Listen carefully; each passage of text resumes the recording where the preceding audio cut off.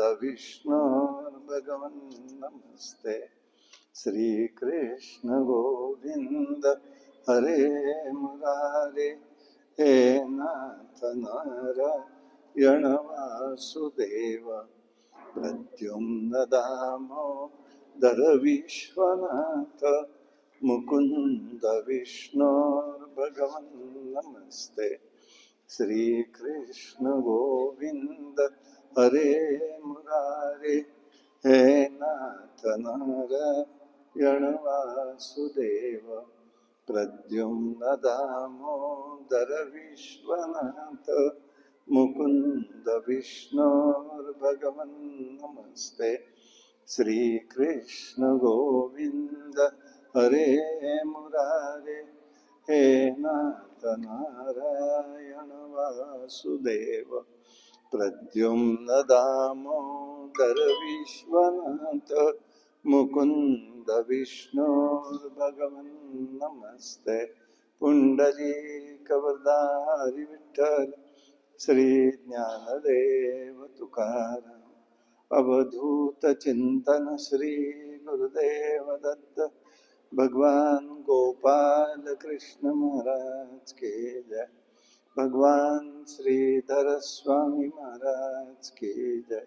जय जय रघुवीर समर्थ।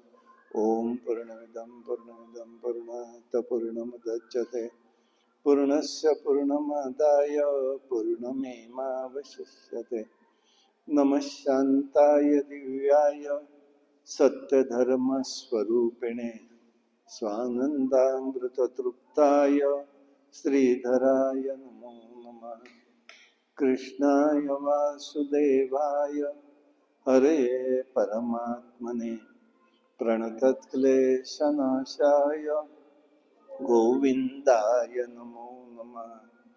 नारायणं नमस्कृत्य नरं चैव नरोत्तमं, देवी सरस्वतीं व्यासं ततो जयमुदीरयेत्। एवं प्रसन्नमनसो भगवत भक्ति योगताः, भगवत्तत्त्वविज्ञानं मुक्तसङ्गस्य जायते। वासुदेव परं ज्ञानं, वासुदेव परं तपः, वासुदेव परो धर्मो, वासुदेव परा गतिः। श्रुतिस्मृतिपुराणानाम् आलयं करुणालयं, नमामि भगवत्पादं शङ्करं लोकशङ्करं। शङ्करं शङ्कराचार्यं केशवं बादरायणं, सूत्रभाष्यकृतौ वन्दे भगवन्तौ पुनः पुनः। कस्तूरीतिलकं ललाटपटले, वक्षस्थले कौस्तुभं, नासाग्रे वरमौक्तिकं, करतले वेणुकरे कङ्कणं, सर्वाङ्गे हरिचन्दनं सुललितं, कण्ठे च मुक्तावली, गोपस्त्रीपरिवेष्टितो विजयते, गोपालचूडामणि। अस्ति स्वस्ततरुणिकराग्रविकालकल्पत्प्रसूतालुतं, वस्तु प्रस्तुत वेणुनादलहरी, निर्वाण निर्व्याकुलं, त्रस्तस्त्रस्तनिभिन्दिनीं विलसत गोपी सहस्रावृतम्। हस्तन्यास्तनतापवर्ग अखिलोद्धारं किशोराकृतिम् भगवान गोपाल कृष्ण महाराज की जय। ओम जन्माद्यस्य यतोद्भयादिकरतस्य तेषविघ्नस्वराट् तेणे ब्रह्महृदाय आदिकवये मुह्यन्ति यत्सूर्या तेजो वारिमृता यथा विनिमयो यत्र सर्वो स्मृतः दाम्ना स्वेन सदा विरक्तकुहकं सत्यं परं धीमहि। भगवान गोपाल कृष्ण महाराज की जय।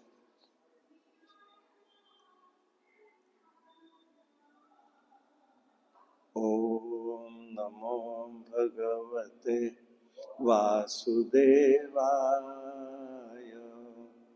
ओम नमो भगवते वासुदेवाय। गोविन्दं गोकुलानन्दं गोपालं गोपीवल्लभं गोविन्दं गोकुलानन्दं गोपालं गोपीवल्लभं गोवर्धन उद्धरणं वीरत्वं त्वं वन्दे गोमती प्रियं त्वं वन्दे गोमती प्रियम्। ॐ नमो भगवते वासुदेवाय।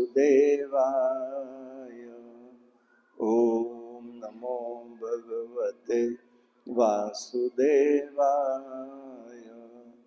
नारायणं निराकारं नरवीर नरोत्तमं नारायणं निराकारं नरवीर नरोत्तमं नरसिंहनागनाथं च नरसिंहनागनाथं च त्वं वन्दे नरकान्तकं त्वं वन्दे नरकान्तकम्।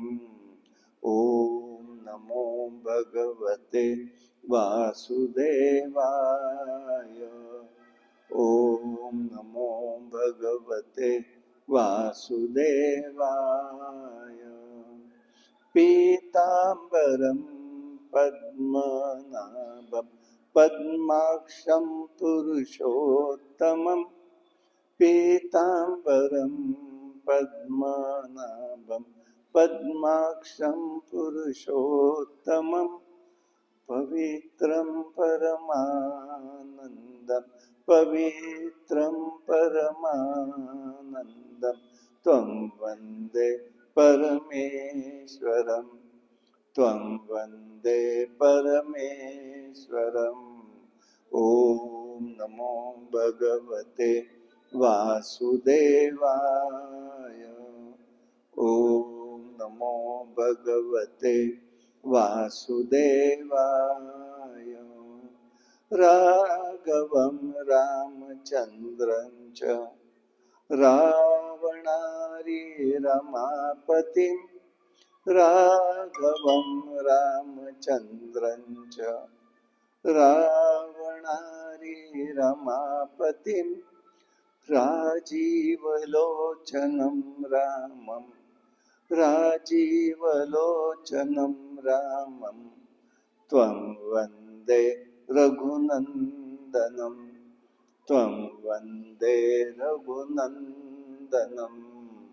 ॐ नमो भगवते वासुदेवाय। ॐ नमो भगवते वासुदेवाय। ॐ नमो भगवते वासुदेवाय। भगवान गोपाल कृष्ण महाराज की जय।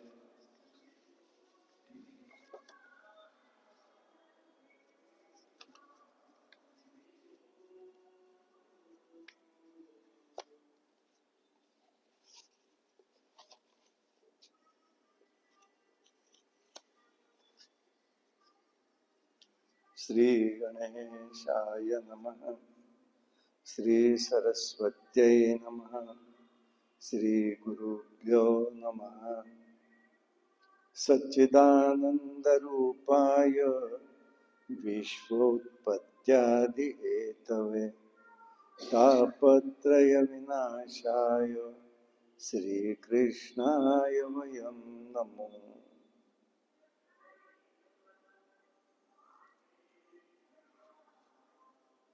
ऋषींनी प्रारंभाला व्यासांनी प्रार्थना केलेली आहे. तापत्रय विनाशाय श्रीकृष्णाय वयं नमो.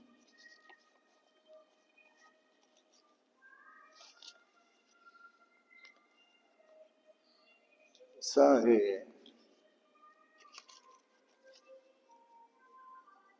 या जगाची उत्पत्ती स्थिती लय जो करणारा आहे, तसेच आध्यात्मिक अधिदैविक अधिभौतिक असणारे जे जीवाचे ताप आहेत, हे सगळे जो नष्ट करतो, त्या सच्चिदानंद रूप परमात्म्याला आम्ही वंदन करतो, असं व्यास महर्षी सांगतात. आता या ग्रंथाचे कथन करते जे आहेत, त्यांचा अधिकार त्यांनी पुढे सांगितला. शुकदेव सर्व संग परित्याग करून चाललेले होते. व्यासांना पुत्र विरह झाला. त्यांनी हाका मारली, हे पुत्रा थांब, कुठे चाललायस, हे त्यांना बोलायचं आहे. हे पुत्रा, एवढंच ते बोलले. त्यावेळेला शुकदेव हे विश्वरूपाशी तादात्म्य होते. तेव्हा वृक्षांनीच त्यांचा प्रतिसाद दिला. ते एकरूप झालेले आहेत विश्वास.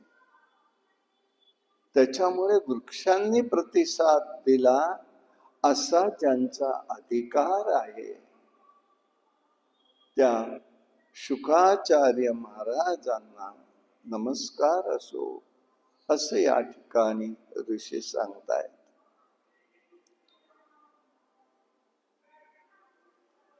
आपल्याकडे वंदन करण्याची परंपरा आहे. वंदन केल्यामुळे खरा लाभ असतो. मनापासून जर वंदन केलं तर आपली पातकं जळून जातात. ही शास्त्रकारांची योजना आहे.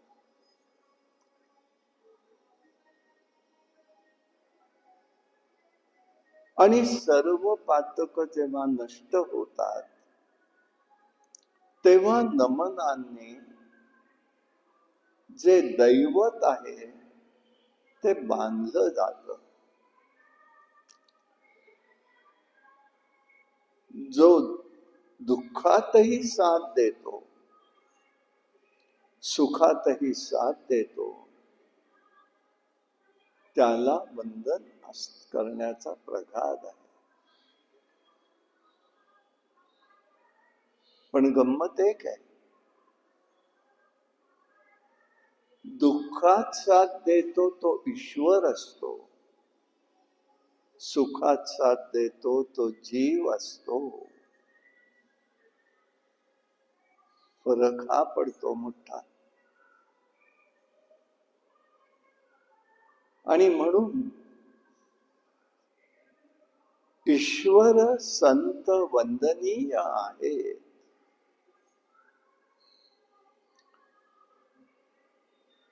पांडवांकडे भगवंत आले, कृष्ण न बोलताही गोप गोपाळांकडे गेलेला आहे. मूकम, मुक्याने तो सांगत नाहीये मी काय करायला येतोय आणि काय करणार आहे. तो येतोय आणि म्हणून वंदन हे करावं, सदैव वंदन करा. हात जोडणं किंवा मस्तक नमवणं याचा अर्थ आहे हात क्रियाशक्तीचं प्रतीक आहे, नुसतं नाही आहे. मस्तक झुकवणं म्हणजे बुद्धी अर्पण करणं आहे. असं वंदन केलं की त्या ठिकाणी भावनाही असायला पाहिजे, मी माझं मन बुद्धी हे सगळं मी तुम्हाला अर्पण करतोय. आणि याचा परिणाम काय होतो तर तापत्रय नष्ट होतात. जे अधिभौतिक अधिदैविक आध्यात्मिक ताप असतात ते नष्ट होतात. हृदयात परमात्मा वसतो. त्याच वेळेला ब्रह्माशी संबंध जोडला जातो. म्हणून आपल्याकडे परंपरेने एक गोष्ट आलेली आहे आणि ती म्हणजे वंदन करणं. म्हणून ग्रंथ प्रारंभाला ऋषी मंडळी किंवा आपल्याकडे जो संकेत आहे तो वंदन करण्याचा आहे. नैमिषारण्यामध्ये ऋषी मंडळी आहेत, 64,000 शिष्य आहेत. त्या सगळ्यांचं प्रतिनिधित्व शौनक ऋषी करतायत.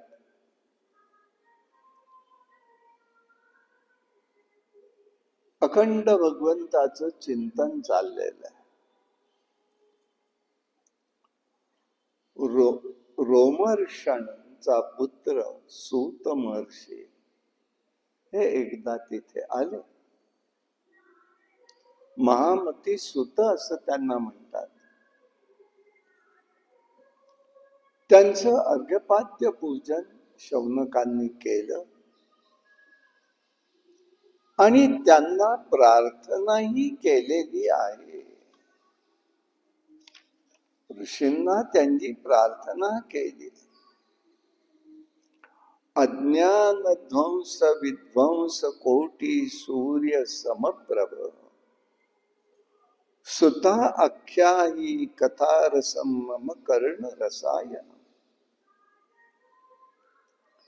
भक्ति ज्ञान विराग्य सविवेको वर्तते कथम माया मोह निरसनश्च वैष्णवम क्रियते कथम.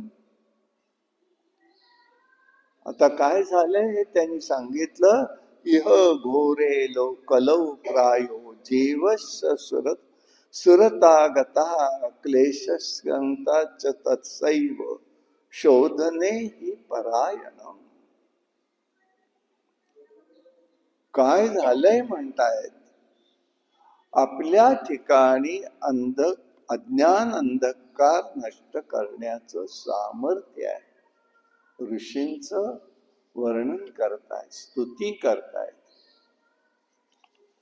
हे सामर्थ्य त्यामध्ये आहे.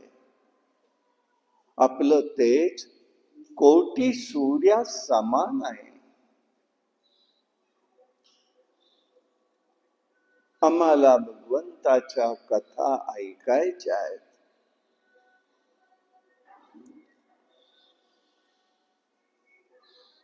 आम्हाला भगवंताचं चिंतन करायचंय.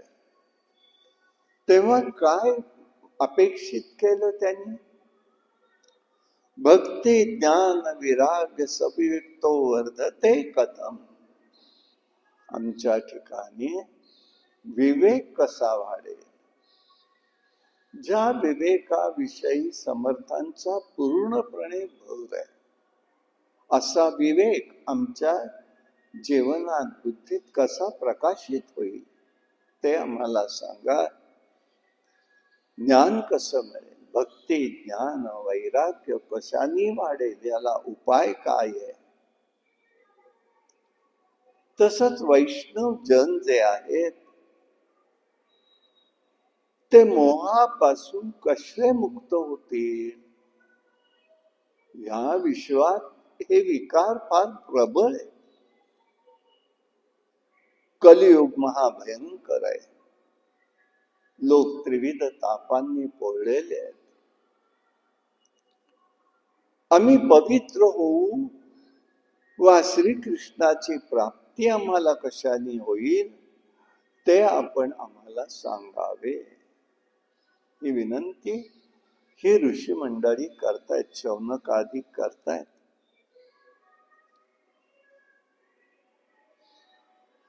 चिंतामणी कदाचित लौकिक सुख देईल, परंतु कल्पवृक्ष सुख स्वर्ग सुख देईल. परंतु सद्गुरु जर प्रसन्न झाले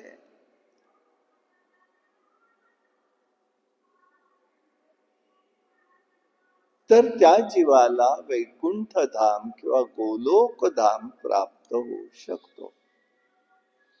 आणि म्हणूनच आम्ही आपल्याला विचारत आहोत,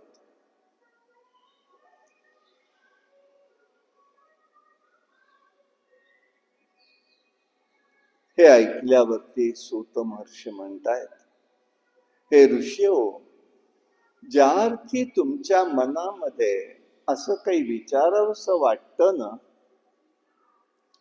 ती गोष्ट चांगली आहे. तेव्हा मी तुम्हाला एकच सांगतो, जन्म मृत्यूचं भय नष्ट करणारे सर्व सिद्धांतांचा निकष सांगणाऱ्या ज्या सिद्धांत आहेत, जे सिद्धांत आहेत ते मी तुम्हाला सांगतो. त्यांनी भगवंताविषयीचं प्रेम वाढेल, भगवंत प्रसन्न होतील. कलियुगाच्या प्रारंभाला कलिदोष निवारणार्थ भगवंता राजा परीक्षिताला जे भागवत सांगितलं शुकाचार्य महाराजांनी, तेच मी तुम्हाला सांगतो. हे फार महत्वाचं मनशुद्धीचं साधन आहे. आणि म्हणून हे भागवत किती श्रेष्ठ आहे यासाठी व्यास महर्षी सांगतायत, शुकदेव स्वर्गात निघालेत सांगायला कथा राजा परीक्षिताला. पण ब्रह्मदेव इतर देव देवतांनी अडवलं. कशाला जाताय म्हणाले? अहो, ह्या कथा स्वर्गलोकातल्या लोकांसाठी आहे, भूतलावर देऊ नका. आवश्यक असल्यास आम्ही आपल्याला अमृताचा कलश देतो, तो नेऊन तुम्ही राजा परीक्षिताला द्या. पण आम्हाला मात्र कथामृताचं दान द्या. दान मागतात ते. अशा देव दुर्लभ कथा आहेत. अशा पद्धतीने या कथांचं महत्व सांगितलं. दुसरी गोष्ट त्यावेळेला झाली तेही त्यांनी सांगितलं की ब्रह्मदेवांनी तराजू आणला. एका पारड्यामध्ये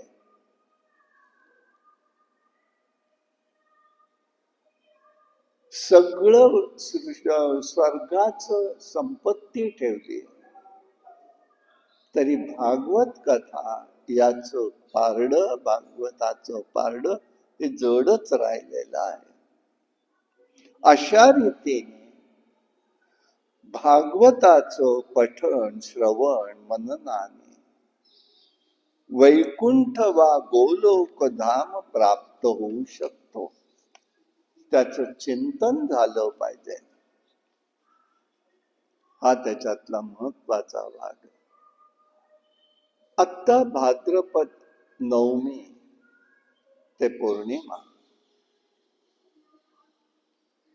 राजा परीक्षिताला शुकाचार्य महाराजांनी भागवत कथा कलियुगाच्या प्रारंभाला सांगितली आहे.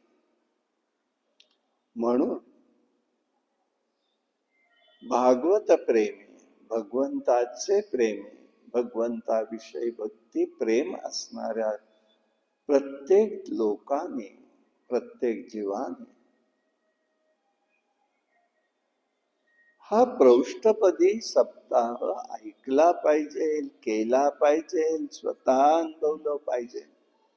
हे प्रत्येकाने करायला पाहिजे.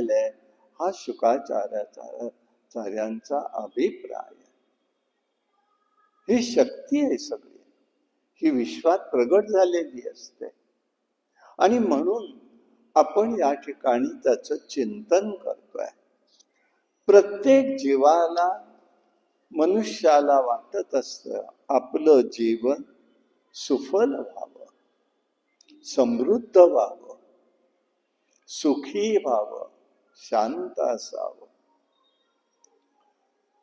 पण सध्याचा काळ अत्यंत दुरास्पद आहे. काळच दुरास्पद आहे. यात अनेक आव्हानं जीवासमोर आहेत. अमर्याद संघर्ष चाललेला आहे. यात शांतपणा मिळणं कठीण आहे. यातून जर सुख शांती हवी असेल तर भारतीय वेद, पुराण, उपनिषद, गीता, रामायण, महाभारत, भागवत इत्यादी ग्रंथरत्नातनच प्राप्त. जीवाचं भाष्य सांगणारा असा हा दिव्य ग्रंथराज म्हणजे श्रीमद भागवत पुराण आहे. या भागवताविषयी ते सांगतायत. काय झालंय ते त्यांनी या ठिकाणी सांगितलंय. तेव्हा सूत महर्षींना आनंद वाटला म्हणून त्यांनी सांगायला प्रारंभ केलेला आहे.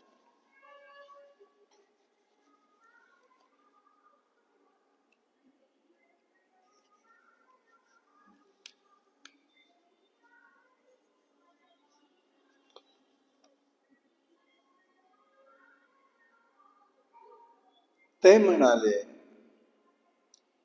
भागवतम शास्त्रम कलौ किरणम भाष्यतम. हे जे आहे ते आपण या ठिकाणी करूया.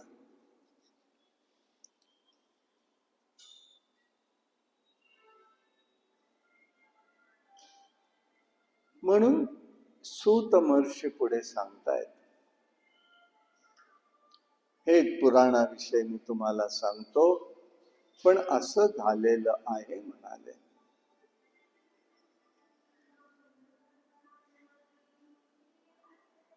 की नारद उदासीन झालेले आहेत, बद्रिकाश्रमात आहेत, अत्यंत दुःखी झालेले आहेत.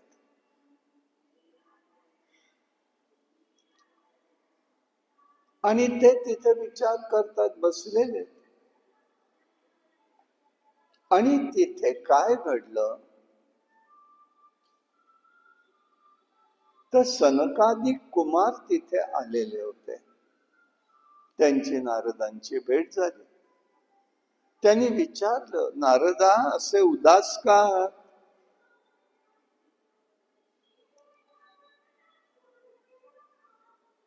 कथम ब्रह्मन दीन मूका कुतश्चित्ता परो भवान त्वरितं गम्यते कुत्र कुतश्च गमनम तव.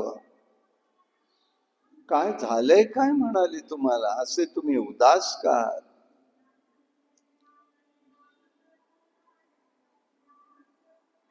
आणि तू गडबडीने आलायस, अस्वस्थ दिसतोयस, असा भ्रमिष्ठासारखा का झालाय बाबा? द्रव्य वगैरे नाहीस झालं का? वास्तविक तू तर सर्वसंग परित्याग केलेला आहेस. अखंड भगवंताचं चिंतन करत असतो. भक्तीचा आचार्य म्हणून तुला म्हटलं जातं. आणि मग ही स्थिती का तुझी? तेव्हा नारद म्हणाले, अहम तु पृथ्वी यातो ज्ञात्वा सर्वोत्तमं मिती. या सबंध विश्वामध्ये पृथ्वी ही एकच जागा अशी आहे, अत्यंत श्रेष्ठ आहे. त्या जंबूद्वीप आहे. मी या ठिकाणी म्हणाले भ्रमण करत होतो. पुष्करश्च प्रयागंश काशी गोदावरीस्तथा. पुष्कर क्षेत्रात गेलो, प्रयाग क्षेत्री गेलो, काशी गेलो, गोदावरीच्या किनारी गेलो, हरिक्षेत्र, कुरुक्षेत्र, श्रीरंग, सेतुबंधन, पुष्कळ ठिकाणी गेलो म्हणाले. पण एक लक्षात आलं माझ्या, की इथे कुठेही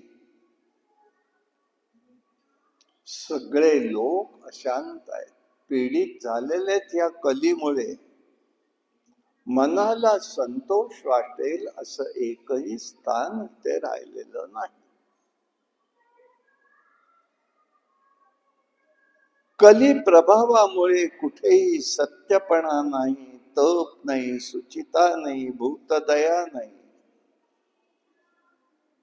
आसक्त विरहित दान नाही. केवळ उदरभरण चाललेलं आहे असं मला या ठिकाणी दिसून आलेलं आहे.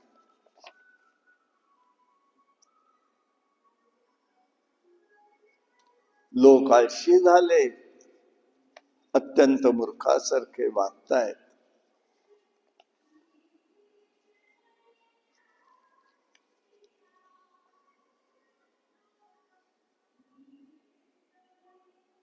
स्त्रिया शरीर विक्री करतात. सगळीकडे जात होतो. भगवंतानी जिथे जिथे मन लीला केला त्या क्षेत्रातही गेलो. यमुना तीरावरती आलो.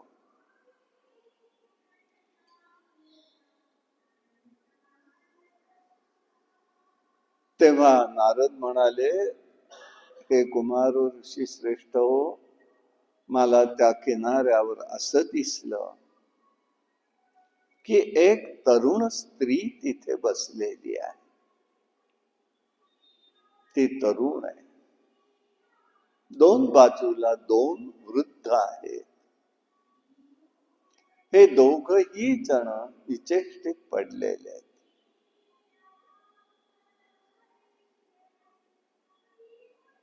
आश्चर्य वाटलं मला, म्हणून मी बघितलं. तिच्या भोवती अनेक स्त्रिया आहेत. तिला मध्येच चक्कर येते, भुरळ होतीये, काय समजत नाही. तिला त्या वारा घालतायत. त्यातल्या ज्या वृद्ध स्त्रिया होत्या त्या तिला म्हणतायत, काळजी करू नकोस.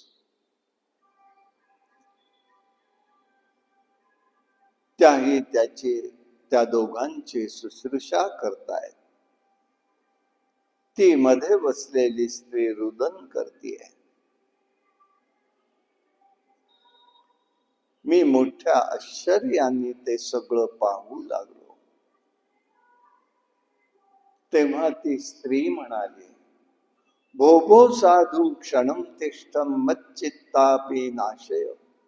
दर्शनम तव लोकस्य सर्वथा अधरम परम. हे साधू श्रेष्ठा, थांबा जरा. मला असं वाटतं की या साधू लोकांच्या दर्शनाने सामान्य लोकांचं पातकही नष्ट होतं. अगहरम परम बहुधा तव वाक्याची न दुःख शांतीर्भवती. एका वाक्याने त्या ठिकाणी शांतपणा वाटतो. म्हणून मी आपल्याला मागेच खून सांगितली आहे. मला तरी काय येतं, मी आहे याच्यातलंच फक्त आपल्या पुढे मांडलंय की महात्मा कसं ओळखावं. ज्यांच्या सान्निध्यात गेल्यानंतर बरं वाटतं, एवढा एकच शब्द आहे. गुड बेटर बेस्ट नाही. मनाला शांतपणा वाटतो. आपली ओळख असो वा नसो, पण जेव्हा आम्ही चार शब्द ऐकतो, त्यांच्याशी बोलतो, त्यावेळेला आम्हाला जर असं वाटत असेल तर ते महात्मा समजायला हरकत नाही.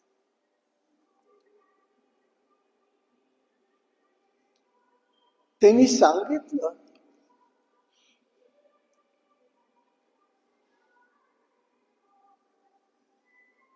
आता तिने विचारलं ह्यांना काय, तिने आपली ओळख दिलेली आहे पुढे.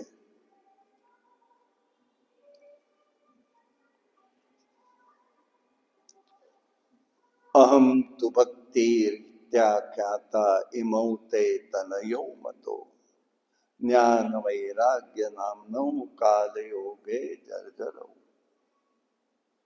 माझं नाव भक्ती आहे.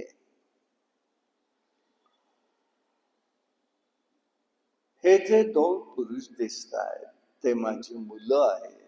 एकाचं नाव ज्ञान आहे, एकाचं नाव वैराग्य आहे. ते अत्यंत जर्जर झालेले आहेत. या सगळ्या स्त्रिया ज्या आहेत त्या भारतातल्या आपल्या नद्या आहेत. गंगा यमुना आदी नद्या आहेत.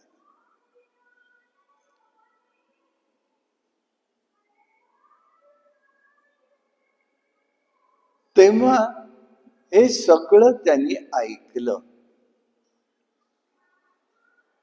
त्या माझी सेवा करतायत. पण मला त्यांच्यापासून सुखावं वाटत नाही. मी तर द्रविड देशात उत्पन्न झाले.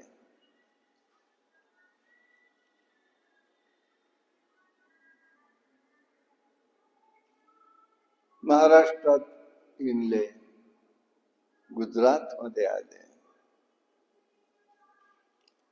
आम्हाला अधिकच वृद्धत्व आलं. गुजरात देशामध्ये विचित्र झालेलं आहे. पाखंडी लोक खूप झालेले आहेत.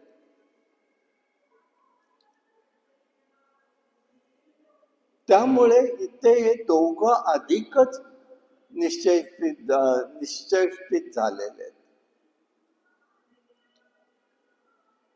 क्षीण झालेले. मी क्षीण होते, पण मी जसजशी वृंदावन गोकुळात आले तसतशी मला तारुण्य पुन्हा प्राप्त झालं. पूर्ववत झालेली आहे.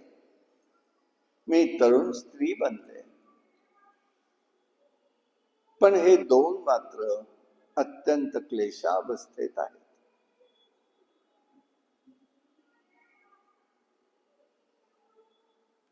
मी त्यांना असं सोडून जाऊ इच्छित नाही.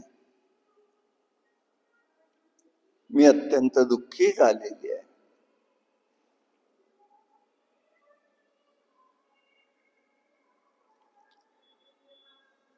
इमौ तु शयितात व्रत सुतौ ते क्लिश्यते स्वया इदं स्थानं परित्यज्य विदेश गमनं मया. आम्ही तिघ जेव्हा एकत्र असतो तेव्हा आमचा आनंदामध्ये काळ जात असतो. पण इथे मात्र हे संभव नाही. काय करायचं म्हणाले.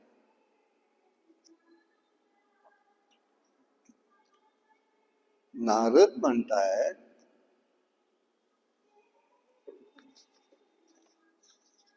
अगं तुझी निर्मिती हीच मुळामध्ये भगवंतापासूनच झालेली आहे.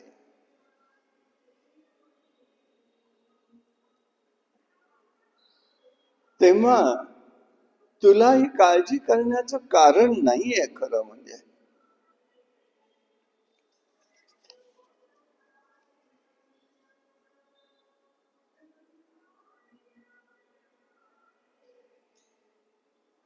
तेव्हा नारद जवळ गेले, त्यांनी प्रयत्न केला, त्यांना उठवण्याचा प्रयत्न केला.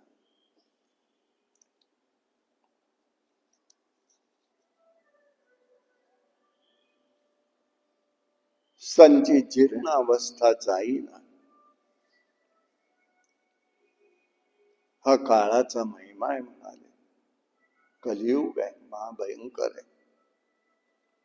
लोक पापी आहेत, दुष्कर्मी बनलेले आहेत, दुष्ट आनंदात आहेत, सज्जन दुःखात आहेत. साधू संतांना दुःख भोगावं लागतं, लोक विषयासक्त आहे. तुलाही त्यामध्ये ती प्राप्ती जीर्णावस्था आलेली आहे. वृंदावनात तू आलीस, धन्य वृंदावन आहे म्हणाले. भक्ती सदैव तिथे नृत्य करीत असते. ज्ञान वैराग्याला ते निश्चेष्टित आहे. त्याचा अर्थ काय? तर ज्ञान वैराग्य वृंदावन गोकुळात कोणालाही नकोय, फक्त भक्ती हवी आहे. म्हणून तू तरुण झालीस, पण ज्ञान वैराग्य तसंच आहे. हे वृद्धत्व आहे. खरं म्हणजे त्याची चिंता तू करू नको. ते आत्मसुखात निचेष्टित आहे. म्हणजे असं जरी वाटलं आपल्याला तरी त्याचं ते नारद सांगतात, ते आत्मसुखात आहे.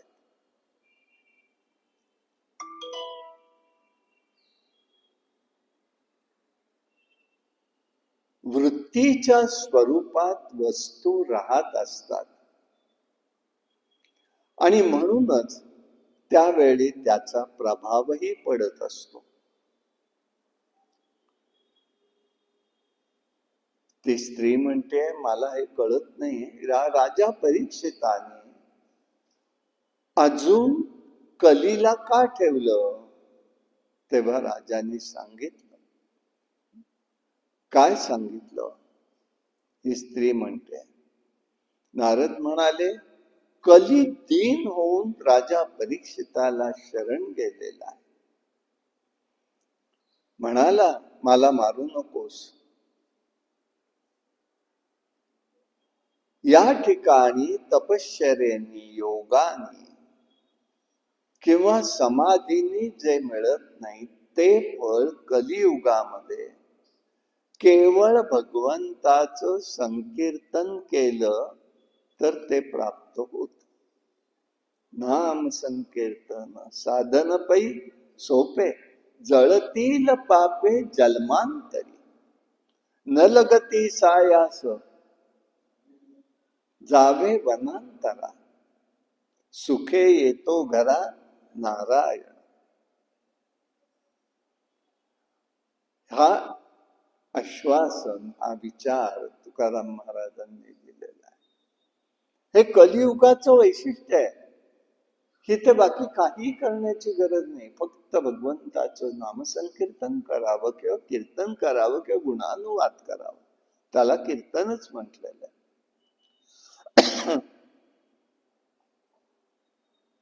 कली प्रभावाने सर्व ठिकाणचं सार निघून गेलेलं आहे. घोर पापकर्मे करणारे तीर्थयात्रा करतात, त्यांनी तीर्थाचं महत्व कमी झालं. लोक काम, क्रोध, लोभ, वासना इत्यादी ग्रस्त आहेत. तपश्चर्येत सत्व नाही, मोक्षाकडे लक्ष नाही, वैष्णव धर्म दिसत नाही, बडबड करणारी माणसंच फक्त दिसतात. हे सर्व युग कर्मानुसार आहे, परंतु यात दोष मानू नकोस. श्रीकृष्ण नेहमी तुझ्या जवळ असतो. भक्तीला आश्चर्य वाटलं, भक्तीला धन्यही वाटलं. कली शब्दाचा अर्थ काय आहे? कली याचा अर्थ कलह. इथे सदैव कलहच राहणार. आणि म्हणून कलिहा शयनो भवती, कलियुग. ऐतरीय ब्राह्मणामध्ये सांगितलंय. परंतु दुसराही अर्थ आहे, हिते परमात्मा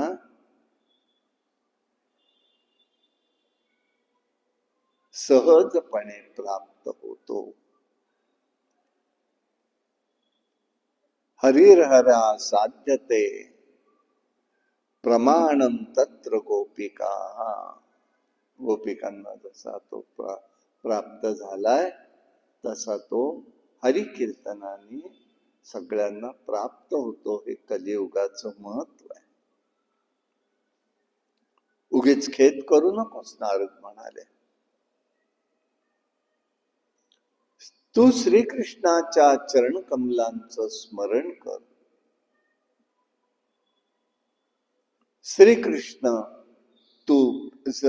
श्रीकृष्णाला तू प्रिय आहेस. सत्य, त्रेता, द्वापार युगात ज्ञान वैराग्य ही मुक्तीची साधन होती. परंतु कलियुगात मात्र भक्तीच हे मोक्षाचं साधन झालेलं आहे. आणि त्यामुळे कलियुगात भक्ती हे मोक्षरूपी साधन बनून चैतन्यरूपी भगवान कृष्णाने तुला निर्माण केलं. आणि तूच या ठिकाणी भक्तांचं रक्षण कर म्हणून सांगितलं, भक्तीला सांगितलं. श्रीकृष्णाला सांगितलंय, त्या श्रीकृष्णाने सांगितलं, भगवंताने तुला मुक्ती नावाची दासी बरोबर दिलेली आहे. ज्ञान वैराग्य 2 पुत्र दिले. स्वतः भक्ती रूप वैकुंठाला आले. वैकुंठाहून भूतलावर आलेली आहे. ती वैकुंठाची रहिवासी आहे, तिथलीच आहे ती. भक्ती ही पुष्टी मार्गाचं साधन आहे. आणि म्हणून ती छाया रूपाने इथे आहे. भुक्ती, मुक्ती, ज्ञान, वैराग्य हे 3 जण इथे आले. परंतु द्वापारापर्यंत 3ही आनंदात होते. परंतु पुढे कलियुगात मुक्ती क्षीण झाली. मग ती तुझ्या आज्ञेने वैकुंठाला निघून गेली.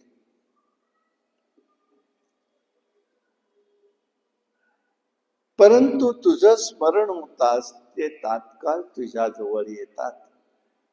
ज्ञान वैराग्य यांना पुत्र मानून सांभाळत आहेस. कलियुगात ज्ञान वैराग्य उपेक्षा झाल्यामुळे हे दोघं आळशी, निराश होऊन आहेत, निचेष्टित आहेत. त्याच्याबद्दल चिंता करू नको. मोठमोठाले उत्सव करून भगवत कीर्तनाने भरभराट होईल. जे जीव पापी असले तरी भक्तीच्या योगाने वैकुंठामध्ये जातील. ज्यांच्या अंतःकरणात भक्तिरूपी, प्रेमरूपी भक्ती राहील ते निर्मल अंतःकरणाचे होतील. त्यांना भीती राहणार नाही. जे भक्तियुक्त असतात त्यांच्या सान्निध्यात भक्तीचे भगवंताची अनुभूती येऊ शकते. इतकं सामर्थ्य त्या भक्तीचं आहे. त्यांच्या सान्निध्यात येऊ शकतं, पण ते ओळखता आलं पाहिजे. आणि म्हणून तिथे भूत पिशाच राक्षस स्पर्श करणार नाही. परमेश्वर तपश्चर्याने वेदाध्यायाने ज्ञानाने कर्माने साध्य होत नाही. तो केवळ भक्ती प्रेमाने साध्य होतो, हे भगवंत नारदजी सांगतायत. याचं उदाहरण गोपींचं देता येईल. मनुष्याला भक्तीविषयी प्रेम अनेक जन्माच्या नंतरच प्राप्त होतं. यासाठी कलियुगात भक्ती श्रेष्ठ आहे, मोक्षाचं साधन आहे. भक्तीच्या योगाने श्रीकृष्ण भगवंता भक्तांच्या समोर उभा असतो. तिष्ठन्ति, तो उभा असतो, वाट पाहत असतो. वाट पाहे उभा भेटीचे आवडी, कृपाळू तातडी उतावीड, मागील परिहार पुढे नाही क्षीण, झाली या दर्शन एक वेळा. असं दर्शन आपल्याला घेता आलं पाहिजे. आणि म्हणून याचं स्वरूप त्यांनी सांगितलेलं आहे. तीर्थाटन केलं, यज्ञागादी कर्म केली, योग साधना केली, शास्त्रज्ञान केलं, व्रताचरण केलं, पण हिते भक्ती नसेल तर हिते भक्तीचा अर्थ काय हे सांगण्याचा. या सगळ्यामध्ये भगवंताविषयी प्रेम नसेल तर हे सगळं व्यर्थ आहे. भक्ती म्हणजे प्रेम अर्थाने तो विषय. या सगळ्यामध्ये प्रेम पाहिजे आपल्याला. आणि म्हणून ही मुक्ती देणारी आहे त्या भक्तिरूपी स्त्रीला. हे सगळं ऐकल्यावर आनंद वाटला. ती नारदांना म्हणाली, तुझं माझ्यावर अत्यंतिक प्रेम आहे. तुझ्या अंतःकरणात मी सदैव राहील. तू दयाळू आहेस. पण एकच कर, या मुलांना जाग तरी कर आता. नारद जवळ गेले. हाका मारतायत, वेदघोष करतायत, गीता पाठ करतायत, काही नाही.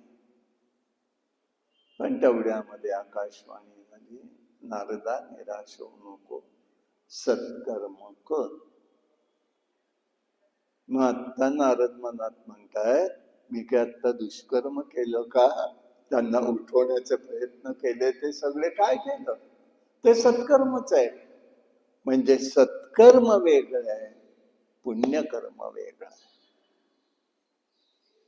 लक्षात घ्या. सत्कर्म हे पुण्यकर्म असेलच असं नाही. पुण्यकर्म स्वतंत्र आहे, ते माझ्या करता फक्त. मम कुटुंबस्य, हे मला सगळं प्राप्त होऊ दे. झाले, श्रावण महिना गेला, सत्यनारायणाच्या पूजा घरोघरी झाल्या. काय मागितलं? मम कुटुंबस्य परिवारस्य क्षेम स्थिर, सगळं मला ऐश्वर्य मिळू दे एका पूजेमध्ये. काय म्हणावं आपण त्याला? द्विपद, चतुष्पद, अष्टापद, नवपद, अरे किती मागायचं. पण नाही, आम्ही सुरुवातच असते. ते पुण्यकर्म मर्यादित आलं. मग सत्कर्म कोणाला म्हणायचं? सत्कर्म याचा अर्थ असा आहे, तो सनकादिकांनी सांगितला पुढे त्याला, की सगळ्यांच्या उद्धाराचा विषय ज्या कर्मात आहे ते पुण्यकर्म आहेच आहे, पण ते सत्कर्म आहे. सगळ्यांचा विचार. आता जे काही आमदार खासदार आणि कोणी नेतृत्व करणारे लोक घेऊन जातात ना लोकांना, यात्रांना, मग ते सत्कर्म का म्हणायचं का? आपल्याला म्हणताना वाटेल हो, कारण फुकटात होतंय, चला. तुम्ही केलेलं कर्म, पुण्यकर्म, त्याचा अंश सगळ्या त्याला जाणार आहे, तुम्हाला काही मिळत नाही. कोणाचं उगीच घेऊ नये. तेही उगीच करत नाहीत त्यांच्या ह्याने, ते CSR मधनच करत असतात. एक नवीन प्रोव्हिजन गव्हर्नमेंटने ठेवली आहे ना, की त्यांना लगेच सवलती त्याच्या मिळणार. ते सत्कर्म नाही. जे कर्म केलं असता सगळ्यांचा उद्धार होतो. महानंदेसारखी आमच्याकडे वेश्या असूनही जी सांगते, शिवा मी एकटी शिवलोकाला येणार नाही, सगळ्या माझ्या नगरीला घेऊन चला.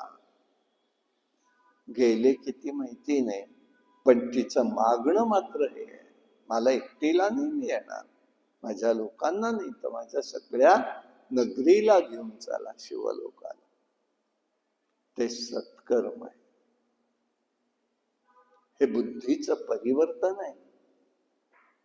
आणि म्हणून पुरुषांचा, सत्पुरुषांचा सद्गुण हे भूषण आहे. सत्कर्मानी निद्रा आणि जरा वृद्धत्व याचा नाश होईल. भक्तीचा प्रसार होईल. सत्कर्माविषयी तू महात्म्यांना विचार. नारदांनी पुष्कळांना विचारलं, कोणाला सांगता आलं नाही, म्हणून ते बद्रीमध्ये येऊन बसलेले आहेत.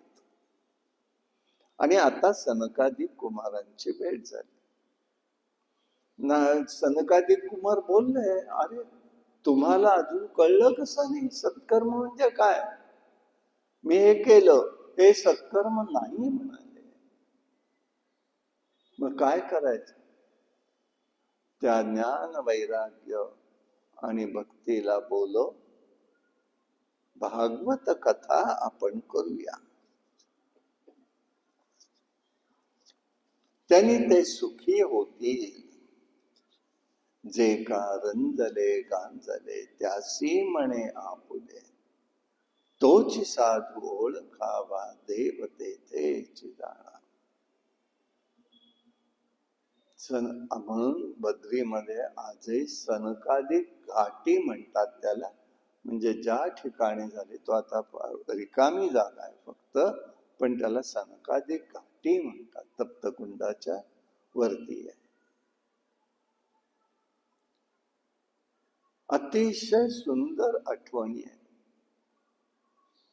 विशाल राजांनी त्याचं सगळं पाहिलेलं आहे.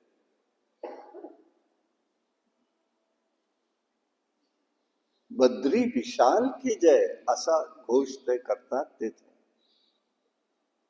खरं आत्ता जायचंच होतं 5 ऑक्टोबरला, आम्ही ठरवलं होतं साधारण, पण आत्ता हिमालयातले भूकंप परिस्थिती बघता सगळ्या लोकांकडनं थोडासा निराशेचा सूर आला, म्हणून थांबलो. परत 2 वेळा झाली आहे भागवत कथा तिथे. सगळ्यांना आपण लाभ घ्यावा, लोकच मागे लागले होते म्हणून विचार होता. असा पवित्र भाग आहे सगळा. आणि मग तिथे त्यांनी सांगितलं, बाबा तू एक काम कर. आता सगळ्यामध्ये म्हणाले श्रेष्ठ म्हणजे भगवंताच्या कथा, वेदरूपी सिद्धांत, उपनिषद, हे सगळं ज्यामध्ये आहे तो सर्व श्रेष्ठ असं भागवत धर्म आहे. मुळापासून शेंड्यापर्यंत रसरूप आहे. पिबती रसला मलाय. त्याचा रस घ्यायचा. आंब्याची रस घेतला तरी आठवडे आणि साल टाकावं लागतं. इथे टाकण्यासारखं काही नाहीच आहे. सगळंच्या सगळं नुसतं ग्रहण करायचं आहे.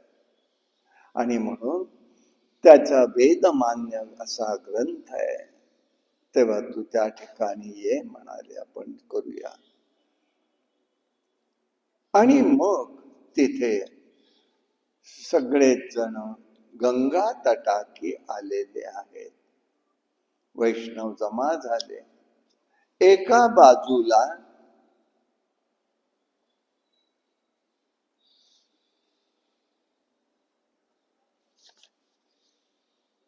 बाजूला ऋषी मंडळी बसले, दुसऱ्या बाजूला देवगण बसले, तिसऱ्या बाजूला वेद उपनिषद बसले, चौथ्या बाजूला देव स्त्रिया, सर्व नद्या स्त्रीरूप तिथे येऊन बसलेले आहे. कल्पवृक्षाच्या फुलांचा वर्षाव झालेला आहे. सनकादिक कुमारांनी भागवत महात्म्य सांगायला प्रारंभ केलेला आहे. तो ज्ञान यज्ञ आहे.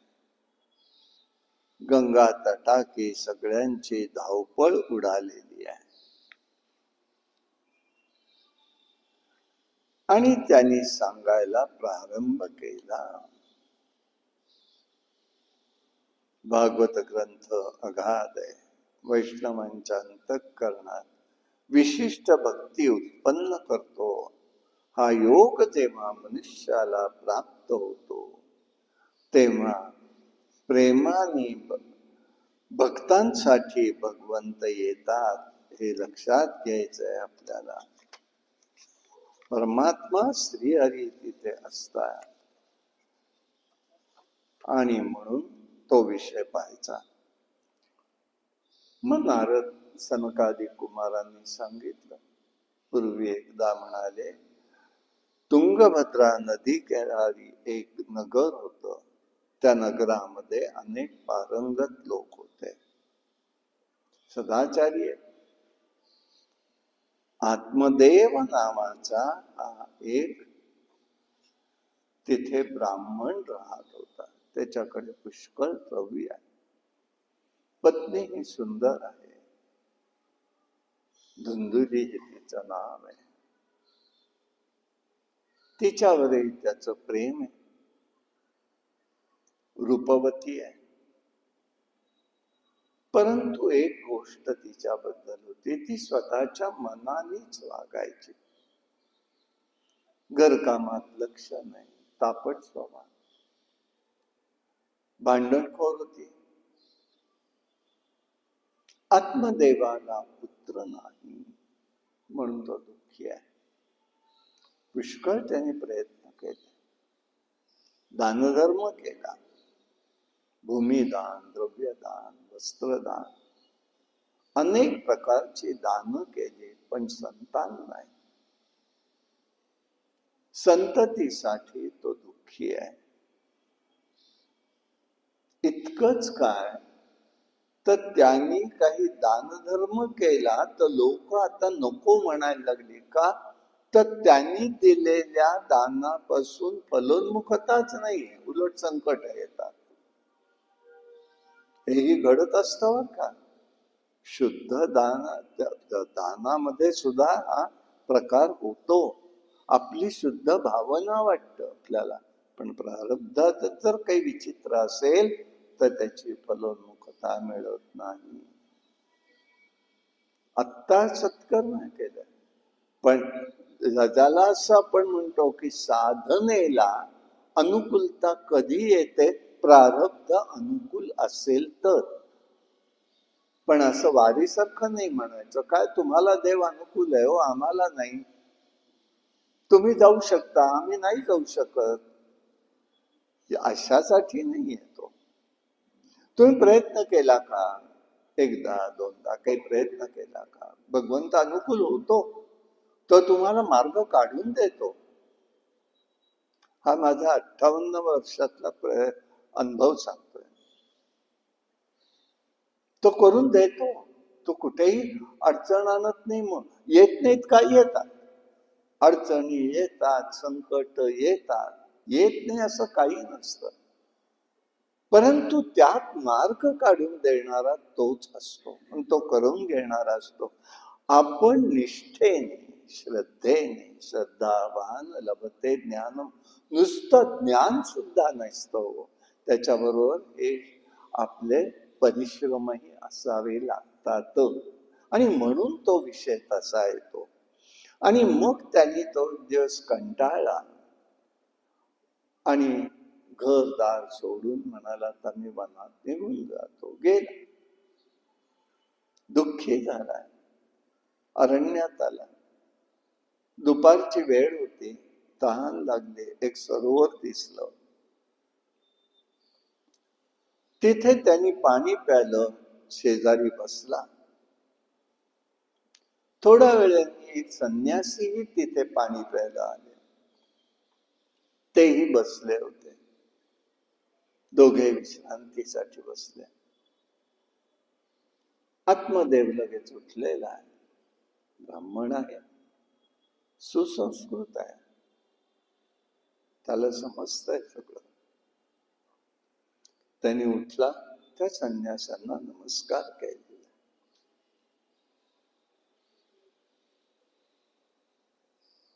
त्या संन्यासांनी विचारलं, का दुःखी दिसतोय बाबा, काही होतंय का? हो म्हणाला, मी असा आत्मदेव आहे, सगळं काही आहे, पण अपत्याने म्हणून मी दुःखी आहे. पूर्वजांपर्यंत पुण्य पोचत नाही, संतती नाही, म्हणून प्राणत्याग करायला मी त्याग. संतांरहित जन्म व्यर्थ आहे म्हणाले. घरात गाईला सुद्धा अपत्य नाही. झाड आहेत, झाडांना फळं फुलं नाही. अंतःकरण कळवळ ऐकून त्या स्वामींचं. आत्मदेव रडतोय. यतींनी बघितलं, ज्ञानी म्हणाले, बाबा रे, तुझ्या नशिबात संतती नाही, तर नसता आग्रह तू करू नकोस.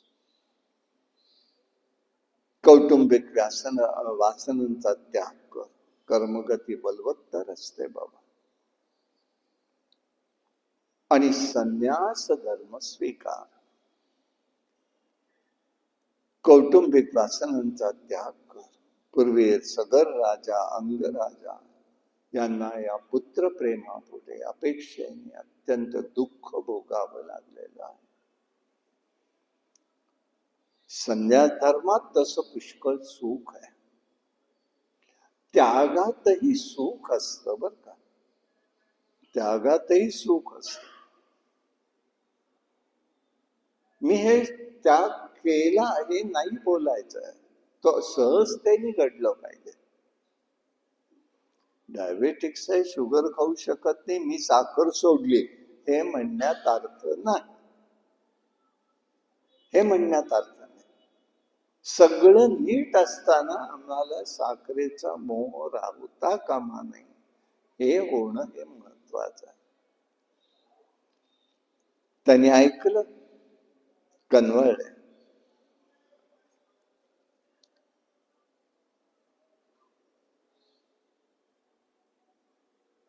ब्राह्मण म्हणाले, आपण एक सांगतो म्हणाले, आपण समाज बोललात, चांगलं बोललात, पण त्यांनी मला समाधान होत नाही. पुत्र पौत्र संपत्तीने गृहस्थ आश्रम हा श्रेष्ठच असतो. मग मला पुत्र का नाही? नाही तर मी प्राणत्याग करेन. आपण हे सगळं जाणू शकता, तेव्हा मला मात्र या ठिकाणी प्रयत्न करा, मला पुत्र प्राप्ती व्हावी. म्हणून अति आग्रह कधी करू नये. अति आग्रहाने, अति कष्टाने मिळवलेला धन, मिळवलेली गोष्ट कधीही सुख देत नाही, हा व्यावहारिक सिद्धांत आहे. आणि म्हणून संन्यासी म्हणाले, विधी लिखित बदलण्याचा प्रयत्न आपण करू नये. प्रयत्न करूच नाही असं नाही, करावा, पण यश आलं नाही अट्टहास करू नये, दुराग्रही वृत्ती असू नये. चित्रकेतू राजाने पूर्वी असंच केलेलं होतं, पण शेवटी ती संततीमुळे दुःखी झालेला आहे.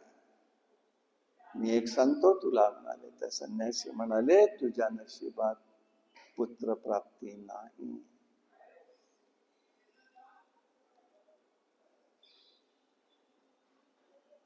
आता हा अनेक गोष्टी तिथे बोलू लागला. ते म्हणाले, आता ठीक आहे, तुझा एवढाच आग्रह आहे ना, तस्य अग्रहम समालोक्य फलमेक तवम दत्तत्वान इदम अक्षयम पत्न्या त्वाम ततः पित्रो भविष्यती.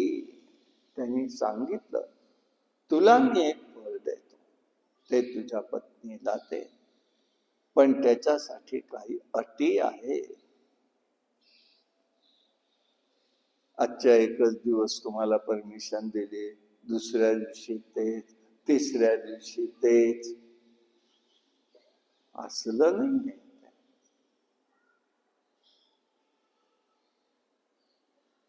हे आजकाल चालू आहे आपलं. आपल्याकडे अटीशर्तींचा अर्थ काय?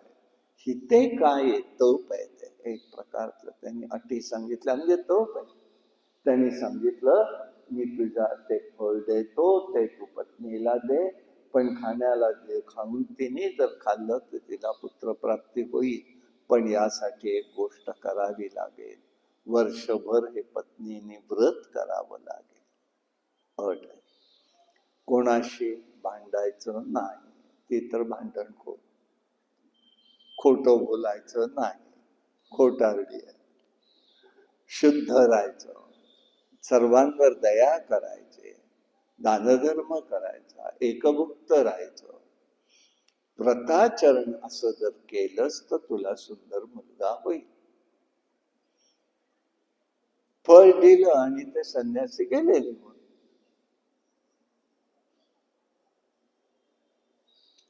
आता फळांनी मुलगा होईल का? फळांनी मुलगा होतो का? हे विज्ञानाचे प्रश्न विचारले जातात. आधीच बघत नाहीत काय येते. ते फळ देताना सांगितलं काय? हे तुम्हाला, म्हणजे ही उपासना सांगितली, हे व्रताचरण सांगितलंय, त्याचं फळ मिळेल. हे लौकिक अर्थाचं फळ नाही. जेव्हा घरामध्ये आजी आजोबा असतात, नातवांनी काही चांगलं केलं की म्हणतात काय, आजी आजोबा की अरे आतापर्यंत जे कष्ट केलेस ना, किंवा मुलाला म्हणतात कष्ट केले, त्याचं चीज झालं, त्याचं फळ तुला मिळालं. म्हणजे काय झालं? फळ म्हणजे फ्रूट नुसतं नाही, ते टोकन आहे, ते प्रतीक आहे. व्रताचरण महत्वाचं आहे. ते श्रद्धेने केलंस तर तुला त्या कर्माचं फळ मिळेलच, मुलगा होईलच. आत्मदेव घरी आला, पत्नीला ते फळ दिलेलं आहे. यतीचा वृत्तांत सांगितला, परंतु ते ऐकून ती दुःखीत झाली. मी फळ हे खाल्लं तर मला संतती येईल, मी गर्भवती राहील, मला जेवण नीट जाणार नाही, मला भोजन करता येणार नाही, अशक्तपणा येईल, कामधंदा करता येणार नाही, मला हिंडायला मिळणार नाही. गर्भवास हा अत्यंत कठीण आहे आणि म्हणून त्याला पण म्हटलेलं आहे. बाळंत पण आहे तो.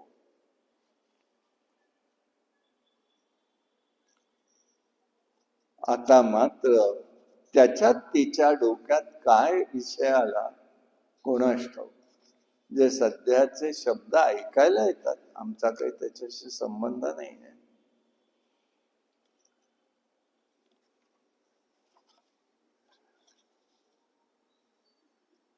की बाळणपणामध्ये म्हणे स्त्रीचा शरीराचा डौल बिघडून जातो. मी कशाला करू मग बाळणपण? आहेत लोक आता अशा विचाराचे, हे समज.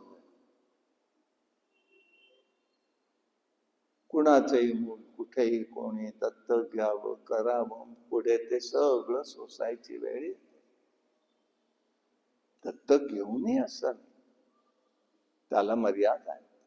शास्त्र मर्यादा दिलेल्या आहेत. देवी भागवतात त्याचा खुलासा स्पष्ट आहे. पण कुठे, कोणी, कसं याला महत्व आहे. मरण आलं तर काय करू त्या बाळणपणात? मला त्या वेदना सहन होणार नाहीत व सत्य शौचादी नियमाचं पालन होणार नाही. या चिंतेमध्ये ती आहे. तेवढ्यामध्ये तिची धुंदुली, तिचं नाव आहे पत्नीचं, तिची बहीण घरी आली. तिला तिने हा सगळा वृत्तांत सांगितला. लगेच तिथे ह्या धूर्त लोकांच्या केनी सगळ्या योजना तयार असतात. सगळ्या योजना तयार. ती म्हणाली, हे बघ, तू आत्ता काही दुःखी होऊ नको. ते फळ दिलंय ना, ते गाईला घालून टाक. अगं, मला नुकतेच दिवस राहिले हे सांगायलाच मी आले तुझ्याकडे. माझ्या नवऱ्याला पैसा पाहिजे, मलाही पाहिजे. मला पुत्र झाला की मी गुपचूप तुझ्याकडे आणून देईन. आणि तू मला दिवस राहिले नाटक कर. ते नाटक केलंस की मी प्रसूत झाले की तू ही प्रसूती झाल्याचं मन मी आणून देईन. मी सांगेन, अबाई उठवेन, माझा मुलगा गेला आणि तुला मुलगा झाला. सगळं कोरडं होईल रे रचना. दुधाची योजना काय करणार? ती कुठून करायची? तेव्हा तिने लगेच सांगितलं, तूच माझ्या पतीला पैसे दे गपचूप, आणि नवऱ्याला सांग, तिचा गेलाय मुलगा, मला दूध येत नाही, तिला दूध आहे, तिला बोलवा. ही सगळी योजना तयार झाली. आता हळूहळू ते फळ तिने गाईला घातलं. यांच्या दोघींच्या बहिणींच्या योजना झाल्या. आणि मग त्या ठिकाणी त्यांनी दिवस राहिले सांगितलं. त्या आत्मदेवाला आनंद वाटला. त्यांनी पुष्कळ दानधर्म केला. अपत्य झालं, बहिणीला ते गुपचूप आणून दिलं. मग हिने सांगितलं, मलाच ते अपत्य झालं, दूध नाही, बहिणीला आणून ठेवलं. सगळं योजनेप्रमाणे झालं. पुढे ते फळ त्या गाईला घातलं. ती गाय प्रसूत झाली. तिच्या योग्य काळात तिलाही मुलगा झाला. पण तो मुलगा कसा झाला? तर गायीचे कान असलेला झाला. हा धुंदुलीचा मुलगा होता, आईचं नाव, म्हणून आत्मदेवाने त्या मुलाचं नाव धुंदुकारी ठेवलं. आणि त्या गायीच्या मुलाचं नाव गोकर्ण असं ठेवलं, कारण त्याला गायीसारखे कान होते. दोघे बरोबर वाढत होते. गोकर्ण सदाचार्य, पवित्र आहे, विद्वान आहे, विचारशील आहे, म्हणून प्रसिद्ध पावला. धुंदुकारी मात्र नाही, तामसी स्वभावाचा आहे. परदारागमन करू लागला. त्रास देतोय लहानपणापासून सर्वांनाच. शस्त्र घेऊन फिरायचा, लोकांना त्रास द्यायचा, दीनदुबळ्यांना त्रास द्यायचा, विषयांच्या नादी लागला. आत्मदेवाला वाईट वाटलं. आता वाटतंय त्याला पुत्र नसता तर बरं झालं असतं. आता आई वडिलांना मारू लागला. शेवटी प्राणत्यागाचा मार्ग तो स्वीकारणार होता. आत्मदेवानी ही आपली व्यथा गोकर्णाला सांगितली. गोकर्णाने त्याला आत्मोपदेश केलेला आहे. बाबा, असं करू नका. संसारात सार नाही. संसार सगळा दुःख रूप आहे. मोहात टाकणार आहे. अहोरात्र तळमळ पुत्रासाठी केली आणि ती देहासक्ती सोडून द्या. लोभ सोडा, वैराग्य प्रेमयुक्त राहा. भक्ती प्रेमाने करणार असावं. सत्पुरुषांची सेवा करा. कामवासना जिंका. आणि सर्वाचा त्याग करून आपण निघून जा आणि भागवताच्या दशमस्कंधाचं पठण मनन चिंतन करा आणि श्रीकृष्ण रूप व्हा. आत्मदेवाला ते पटलं. आत्मदेव ते सगळं टाकून निघून गेलेला आहे. लगेच गोकर्णही त्यावेळेला तीर्थयात्रेला जातो म्हणून घरातून निघून गेला. आता धुंदुकारीला सगळं स्वतंत्र राज्य, त्याला सगळं मोकळं झालं. तो अन्यायाने वागू लागला, सगळ्यांना त्रास देऊ लागला. आणि अशा वेळेला त्यांनी त्या ठिकाणी आईला सुद्धा त्रास द्यायला, पैसे मागायला लागला. पैसे दिले नाही की मारहाण आली, कंटाळी आली. घरामध्येच असलेल्या विहिरीमध्ये तिने आत्महत्या केली. आता हा बाहेर पडला, बाहेर असलेल्या वेश्यांना, 5 वेश्यांना घरी आणलं. द्रव्य संचय संपून गेला त्यांच्या पालन पोषणामध्ये. चोऱ्या करतोय, संपत्ती मिळवतोय. एकदा राजाकडे चोरी झाली, संपत्ती मिळवली.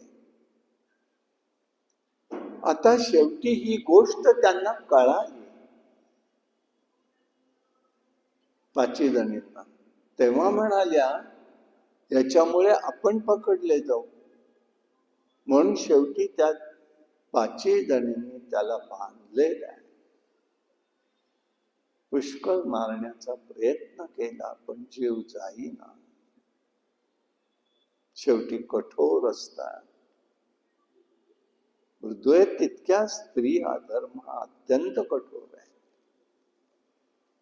त्यांनी त्याच्या मुखामध्ये अग्नी टाकला आणि त्याला भाजून मारलेलं आहे. घरामध्येच, घर मोठं होतं, घरातच खड्डा केला, त्यात पुरून टाकलं. बाहेर हवाई उठवली. आमचा यजमान हा द्रव्य मिळवण्यासाठी परगावी गेला. हळूहळू करत एक एक जणी या घरात निघून गेलेल्या आहे. धाडसी कृत्य त्यांनी केलेलं आहे. आणि म्हणून धुंदुकारीला मात्र तिथे पापकर्मानुसार पिशाच्च योनी मिळाली.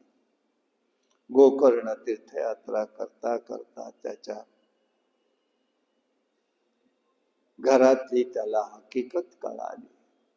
मग तो गया प्रयाग क्षेत्री गेलेला आहे. तिथे त्यांनी सगळ्यांची श्राद्ध केली, पिंडदान केलं आणि भ्रमण करता झाला. आणि भ्रमण करत करत करत तो पुन्हा स्वग्रही आलेला आहे. सगळं घर सगळं मोकळंच पडलं होतं. तो आल्यामुळे विद्वान होता. गावातली लोकही आली. अंगणामध्ये त्यांनी आपलं बाज टाकली, तिथे झोपण्याचा प्रयत्न केला. तो पिशाच्च रूपातील असलेला हा आलेला आहे तिथे. धुंदुकारी वायुरूप आहे. पण तो काही करू शकत नाही. त्यांनी मग मेंढ्याचं रूप घेतलं, हत्तीचं रूप घेतलं, रेड्याचं रूप घेतलं. मधूनच इंद्र व्हावं, मधूनच अग्नी प्रगट व्हावा. शेवटी म्हणाला, हा कोण आहे, कोण आहे विचारतोय, पण बोलता येत नाही. त्यांनी तीर्थ घेतलं कमंडलूचं जवळचं आणि त्याच्यावरती टाकलं. टाकल्याबरोबर मनुष्य रूपात तो बोलू लागला, मी तुझा भाऊ धुंदुकारी आहे म्हणाला. वाणी नव्हती ती आली, मनातील भाव त्यांनी खुणेने सांगितले. मग तात्काळ त्यांनी बोललाय, मी दुष्कृत्य केलंय, हिंसा केल्या, असं असं माझ्याकडून घडलं गेलेलं आहे, मला योनीतून या बाहेर काढा. गोकर्णाला आश्चर्य वाटलं. गया क्षेत्री केलाय, पिंडदान केलं, मुक्ती नाही. काय उपाय करावा? गावातल्या लोकांनाही तो भेटलेला आहे, परंतु सगळ्यांचा विचार लक्षात घेतला आणि सूर्यनारायणाला विचारून त्याने त्या ठिकाणी भागवत कथा करण्याला प्रारंभ केला.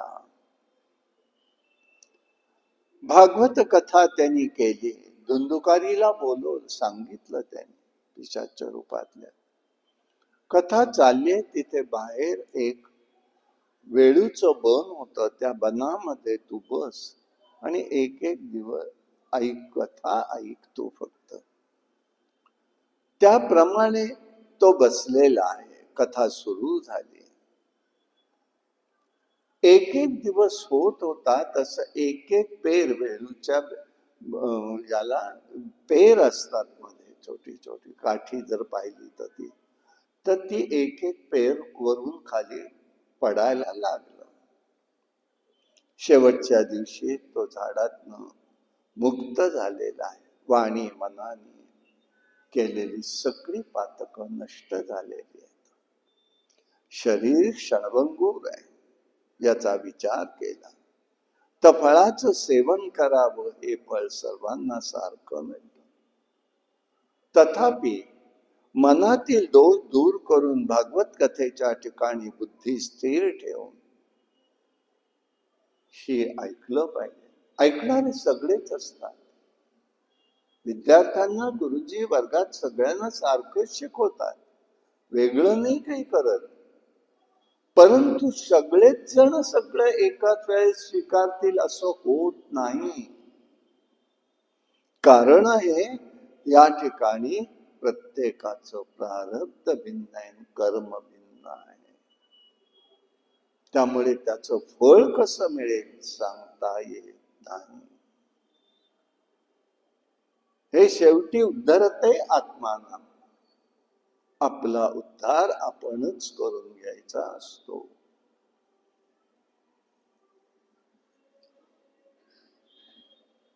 बुद्धी स्थिर ठेवावी, घर स्थान पवित्र ठेवावं, जागा विस्तृत असावी, सुशोभित करावं, सडा सारवण करावं, शुद्ध वस्तूंचा वापर करावा, यथाशक्ती दानधर्म करावा.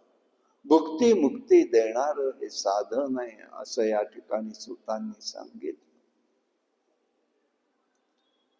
हे सगळं होता ज्ञान वैराग्य तिथेच होते, भक्ती होते. ते तिघही पुन्हा तरुण झालेले आहे. लावण्य सुंदर झाले, श्रेष्ठत्व आलं. श्रीकृष्ण स्वतः गुणानुवाद ऐकायला येत असतात. मग ते सुतांनी सांगितलं, शुकाचार्य महाराज सुतांनी सांगितलं की पहिल्यांदा म्हणाले या कलियुगामध्ये शुकाचार्य महाराजांनी राजा परीक्षिताला भागवत कथा ही भाद्रपद नवमी ते पौर्णिमेला सांगितली.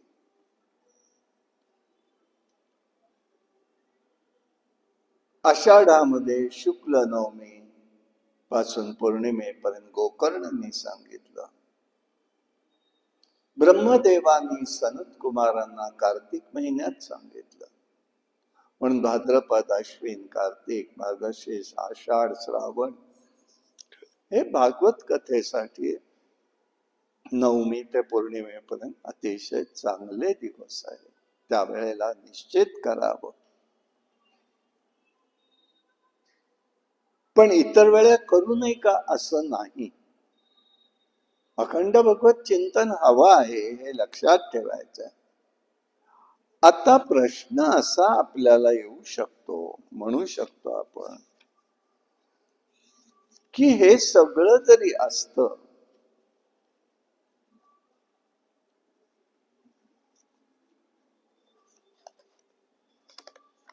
हे जरी सगळं असलं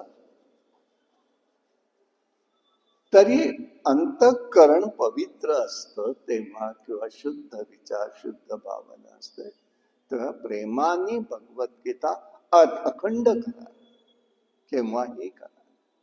व्रतस्थपणाने काही साध्यतेसाठी असतं, तेव्हा कालावधी सांगितले त्याप्रमाणे करावं. या ग्रंथाची विशेषता एकच आहे, संसाराचं अस्तित्व, सत्ता ही परमेश्वराचे ओळखलं पाहिजे. तो सद्रूप आहे म्हणून सच्चिदानंद रूप येत, उत्पत्ती आधी हेतवे म्हटलेल्या पहिल्या श्लोकातच. हे विश्वात चैतन्य आहे, याची जाणीव म्हणजे चित आहे, आणि हे परमात्मा आहे, हा चित परमात्मा सर्वत्र आहे. विश्वातील सर्व प्राणी मात्र आनंद स्वरूपात असतात. आनंद हा त्याचं स्वरूप आहे, म्हणून आनंद हा परमात्मा आहे. म्हणून संसाराचा जो निर्माता, पालक, संहारक आहे, तो सर्व गोष्टींचा विनाश करणाराही आहे, तापांचा. म्हणून परमात्मा समजलं पाहिजे, तर आत्मज्ञान प्राप्त होऊ शकतं. यासाठी जिज्ञासा हवी आहे. मनुष्य जीवनाचं परम लक्ष्य हवं आहे, आणि म्हणूनच असा हा भागवत ग्रंथ जीव, जगत आणि ईश्वर ज्ञान प्रदान करणारा आहे. असा कल्याणकारी ग्रंथ आहे. 12 स्कंद आहेत, 18,000 मंत्र आहेत, 3 मुख्य संवाद आहेत, शौनक ऋषी आणि सूत महर्षी. दुसरा संवाद येतो तो राजा परीक्षित आणि आणि शुकाचार्य महाराजांचा येतो. श्रीकृष्ण आणि उद्धवाचा संवाद येतो. महाग्रंथ कल्याणकारी आहे. कसा आहे? य पठेत प्रयतो नित्य श्लोकम भगवतम सुतम अष्टादश पुराणानां फलवाप्नोति मानव. भागवत कसा आहे? तर पुत्र वात्सल्य जसं गायीला असतं, ती गाय त्याच्या मागे जाते, त्याप्रमाणे भक्ताच्या मागे भगवंत असतो. हे ओळखावं लागतं, बोलायचं नसतं. पण यासाठी एक गोष्ट हवी आहे, ते मन, बुद्धी, चित्त शुद्ध हवंय. जेव्हा जन्मातील पुण्याचा अंश प्रगट होतो, तेव्हा भागवताची गोडी वाटायला लागते. तो पुण्यांश असतो, तो टाळू नये कधी. म्हणून मनुष्याच्या पुण्य प्रभावाने मन भगवंताविषयी गोडी वाटते. जीव पूर्ण रूप पवित्र होतो. जसा भगवंताचा, असा हा भगवंताचा महिमा आहे. दुसरं आहे भागवत ग्रंथाचं वैशिष्ट्य, मनुष्याला मृत्यूपासून निर्भय बनवतं. या विश्वात एकच गोष्ट प्रत्येक जीवाला, प्रत्येक पशु पक्षी सर्व मनुष्य तर पहिलाच आहे. जीवाला एकच भीती आहे, आणि ती म्हणजे मृत्यू.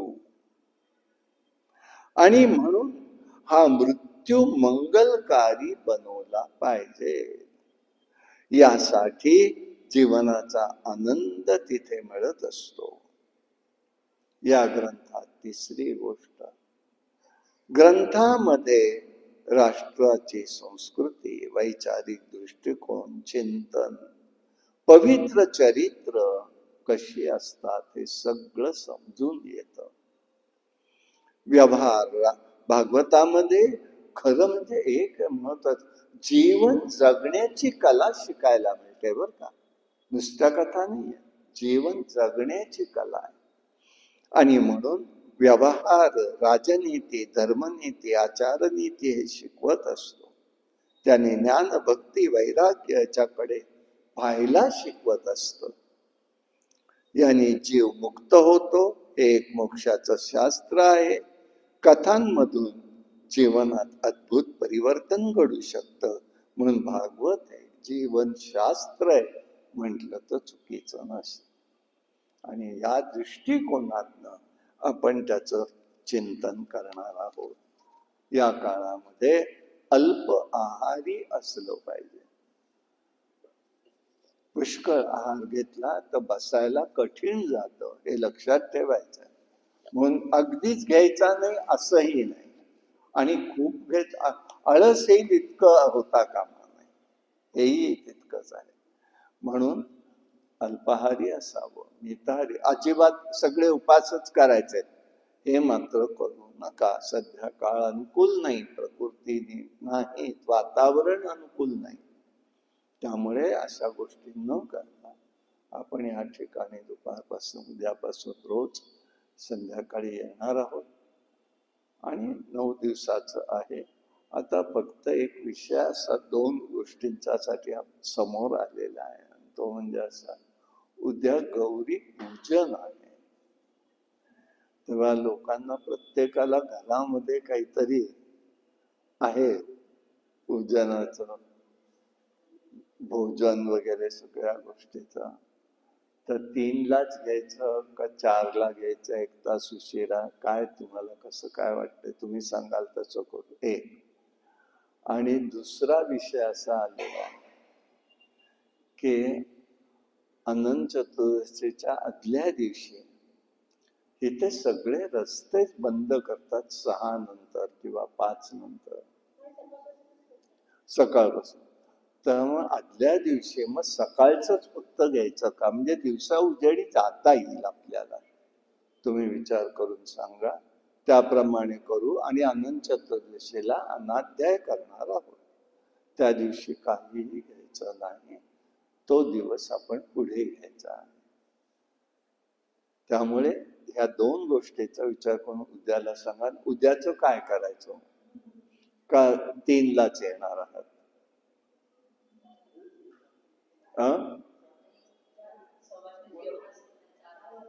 4 वाजता. मग आपण आहोत तेवढे, आता काही वेगळी नोट टाकायला नको, बरोबर आहे. एवढ्यानं तरी कळलंय, म्हणजे उद्याला 4ला आपण येऊया. आणि त्याप्रमाणे आपण त्याचा आपला कथा प्रवास हा आपला शांतपणे करूया. भागवतामधल्या श्रवणाची 5 फळं असतात. अगोदरच गणित सोडवतोय, जसं ते गणितामध्ये उत्तर शेवटी असतात ना, पण चतुर मुलं काय करतात, उत्तर पाहून गणित सोडवतात. विद्वान मुलं असतात ते उत्तर सोडून गणित सोडवलेलं बघतात, उत्तर बघतात.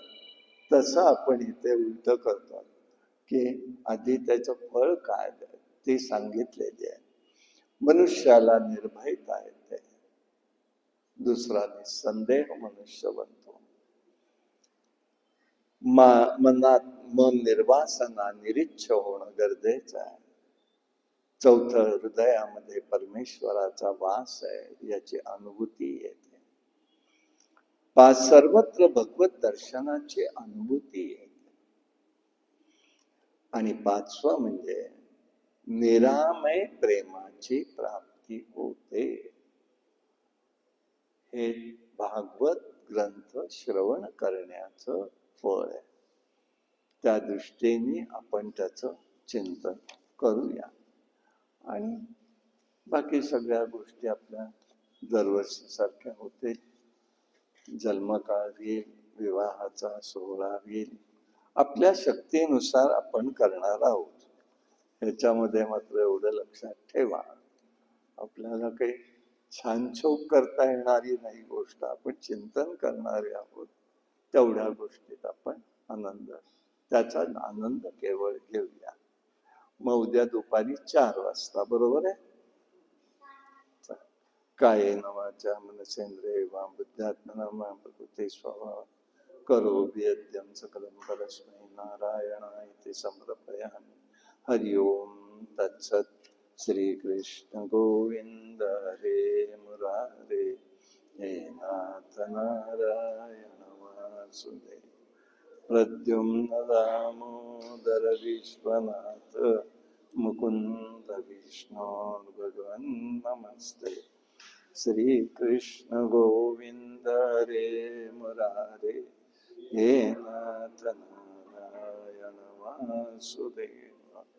प्रद्युम्न दामोदर विश्वनाथ मुकुंद विष्णु नमस्ते भगवान गोपाल कृष्ण महाराज की जय जय जय रघुवीर समर्थ।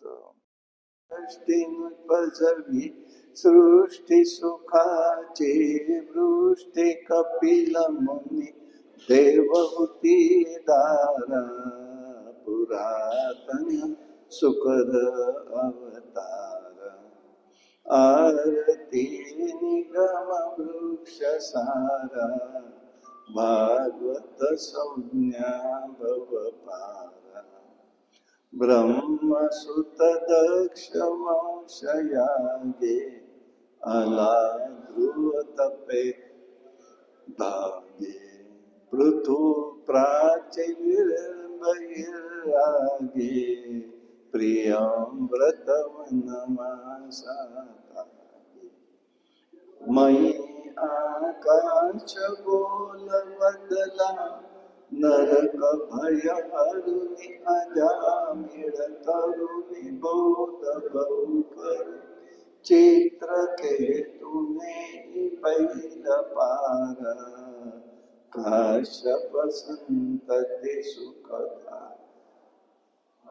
रति निगम वृक्ष सारा भागवत संज्ञा भव पार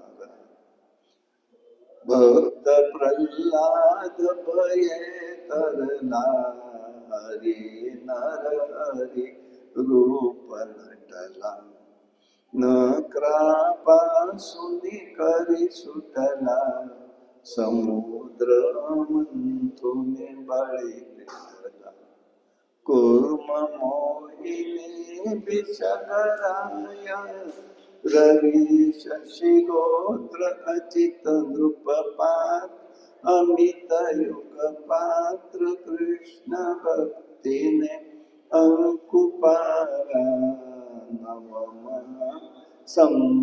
संपविलासार आरती निगम वृक्ष सारा भागवत संज्ञा भव पारा कंस चाणूर मुख्य वीरा दमाया अवतरला वीरा गोकुळी लीला करू शिकला साय झाला अर्जुनाला उद्धवा ज्ञान कथा बोधी प्रलय युग विलय परीक्षित सुनय भृकुंड तनय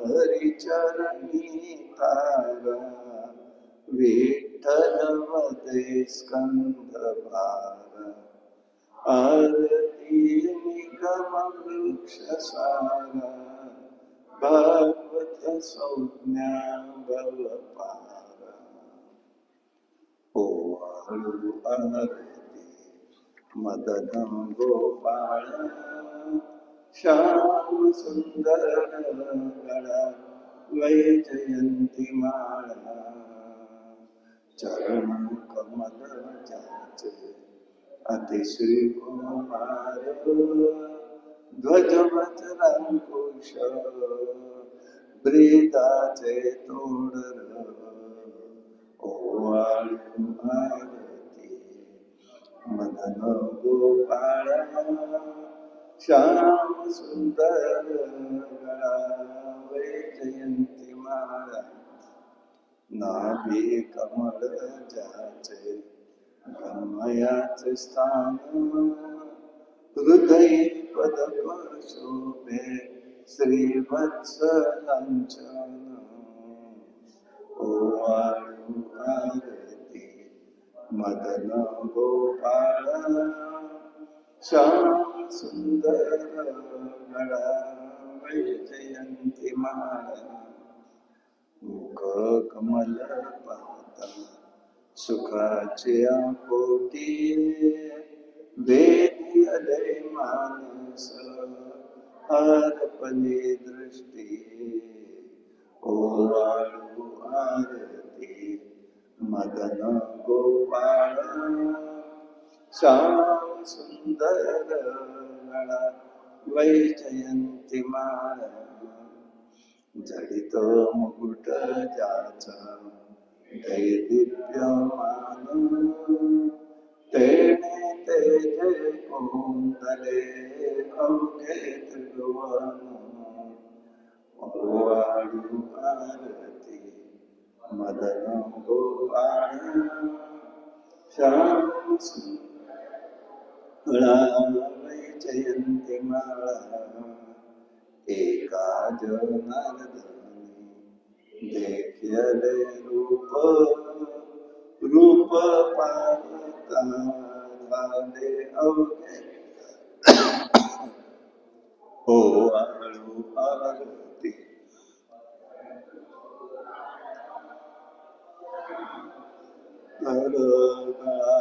वैजयंती माळा करीतो प्रेमे तुझ निरंजन स्थिर पुनियाम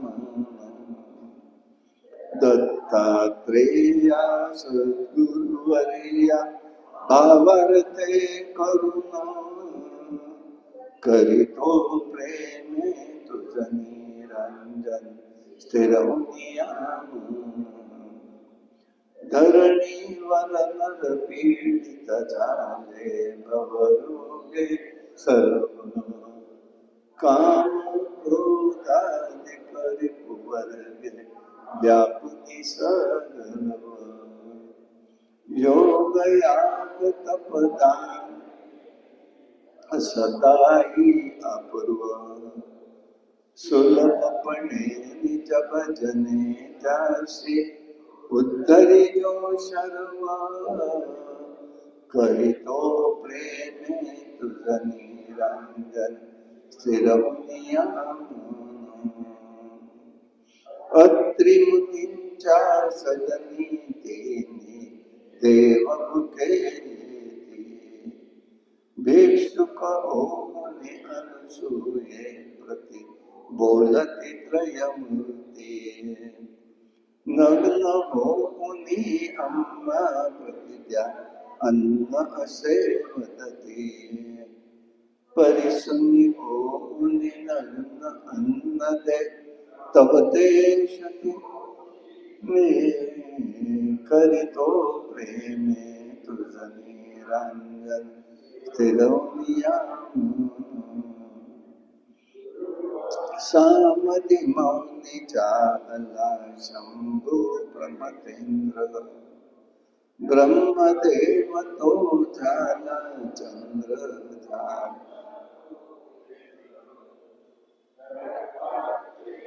नीत निद्र तो तारक योगेंद्र वासुदेव चरण चिंतुनी हो नित्य अतंद्र करीतो प्रेमे तुझ निरंजन स्थिरवनियाम दत्तात्रेया सद्गुरुवर्या भावार्थे करुण करीतो प्रेमे तुझ निरंजन स्थिरवनियाम भगवान गोपाल कृष्ण महाराज भगवान श्री हर स्वामी महाराज के जय जय वीर साई।